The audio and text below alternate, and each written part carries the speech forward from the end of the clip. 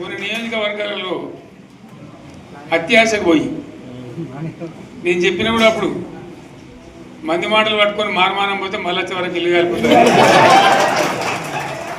వీళ్ళని నమ్మితే అమాంతం మింగుతారు, మోసపోతాం. ఇప్పుడు రైతు బంధుకు రామరామ అంటారు, దళిత బంధుకు జైబీం అంటారు. వీళ్ళు ముంచుతారా నాయన అని చెప్పిన